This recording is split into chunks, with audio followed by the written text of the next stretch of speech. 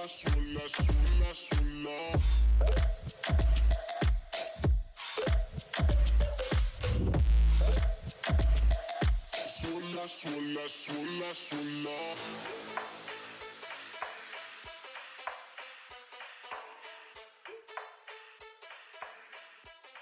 going on, guys? And back with another video. Not so much. I thought I'd be uploading a bit more, but I'm quite happy with the way things are going at the moment. A couple of videos over the last couple of weeks, so it's better than nothing. But in today's video, what I want to go through is basically how to keep fit for a beginner. Now, I seem to find that a lot of people that are looking to get fit, from my experience, and I can say that I'm experienced enough now, I've been doing it long enough, are usually between the ages of their 30s, 40s, 50s and 60s. They've kept fit in their younger years. Work and family, mortgages, life has taken over. Their attention has been diverted elsewhere, which actually is quite normal. And then finding the time to train and keep active within their working week becomes difficult. Not so much since lockdowns happened. Obviously, people that work from home have found more time. Probably not so much time if they have kids at home, and obviously you're working from home. But there is always going to be gaps because you're not commuting to and from. But really, where I want to go with this video is how to find the time and how to get into maybe a simple way of starting to get fit before you maybe bring yourself into a gym or possibly get yourself a personal trainer. And it's really breaking that barrier of how you're going to start that. And really what you've got to look at is where you're at currently, health and fitness wise, what you're doing on a day-to-day basis, and how you can improve possibly your daily habits or your routines to enable you to have some structure, because structure is the most important thing when you're trying to follow a goal and have some continuity within that. So first things first, main thing you want to focus on is what are you eating? What are you eating on a day-to-day basis? Does your food consist of takeaway foods? Does it consist of foods that are quite convenient from your local Tesco stores, your meal deals, your food that is ready to buy on the go? One thing I've always said is the fundamentals with eating always comes down to trying to eat food that is freshly made and prepared, that you can possibly store and bring with you the next day. So that is the first thing, is your food.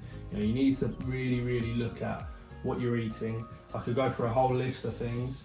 I think I've got a video a year ago of a weekly food shop, which you can check. I'll add that in the description below. But you can buy yourself a weekly food list from Lidl's, Tesco's, Asda's for anything up to £40 a week. Now, when you look at that over a month, you're looking at £160 a month. It's not a lot for food, considering if you are eating out on the go and buying all the time.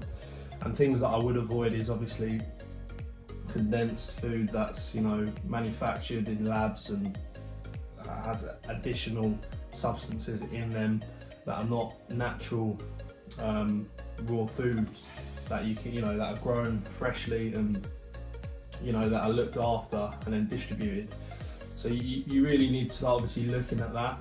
Of course, when you're buying foods, the packaging really states clearly whether it's got a percentage of fat, salt, etc.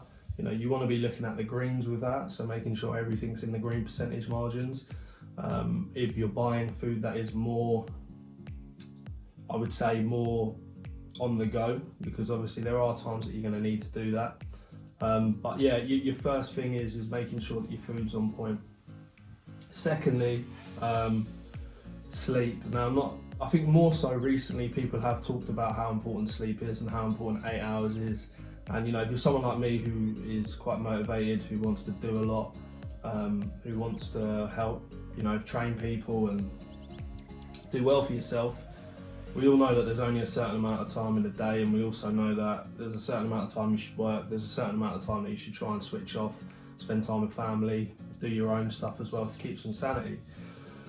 And that leaves you an 8 hour window to sleep. So you have 16 hours with your day. If you're working 8 hours and you're commuting maybe an hour and two, you have 6 hours, depending on how you work. I tend to work 8 hours and then do additional stuff in the evenings. Personal preference, but there's motivation behind that in terms of why I'm doing that.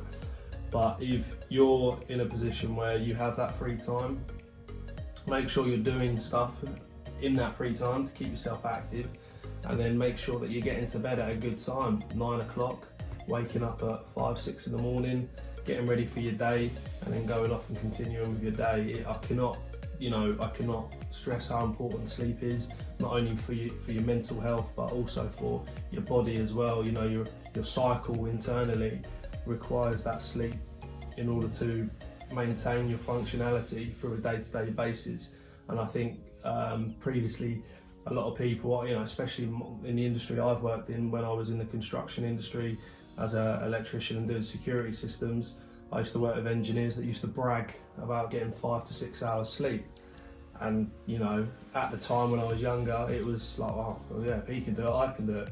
But I can definitely remember following them steps and feeling like absolute, you know, for most of the day and most of the week, and then I spent most of my weekend trying to recover. And also my weight fluctuated. So you know, it is really important to get sleep. And then thirdly, obviously your choice of exercise or your fitness hobby. You know, that could be group training, it could be one-to-one PT, it could be doing your own stuff, going for a walk every evening. You know, if you're in a job where you're not physically active all day, going out for a walk for an hour at the end of the day is, you know, a really good way of getting yourself moving, getting your steps in, and making sure that you're continuing with some sort of exercise on a day-to-day basis. Now, obviously, as we know, the gyms are closed at the moment, so it's quite difficult to say go to the gym, but in an ideal world, maybe sign up for a cheap gym membership and try and attend the gym 3 times a week. And if you're new, gym classes are a great way of integrating with people and getting yourself into a little community of people that want to train together. So, you know, the 3 main fundamentals from me personally is, you know, your sleep, what you're eating, and obviously how you're training. You know, and it's all compacting that within a day-to-day basis, and making sure that, you know, it works, because, you know, there's nothing worse than trying to train and implement that within your week and you find that it's actually a bit of a nuisance to you.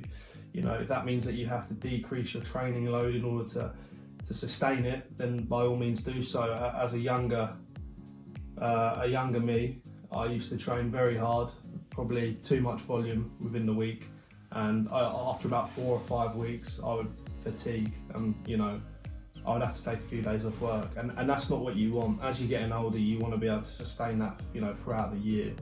And you know, the main goal I found that after I hit about 27, 28 is, rather than performance and how strong I am and how good I look, it's more about how I feel in here and how my body feels, and longevity of that as I get older, and how that's going to affect my life long term, not only for myself but for my family and my future. And I think it's a mixture of all them 3 things to be able to implement into your life and give you the best possible outcome around your day-to-day duties on this world. So that is my 3 tips, I guess. If you like the video, give it a little like, support the page, because, you know, well, I wouldn't say we're growing, we're only on 50 subscribers, but I'm still trying to get stuff out there for you guys, and yeah, I'll see you in a bit. Sola, sola,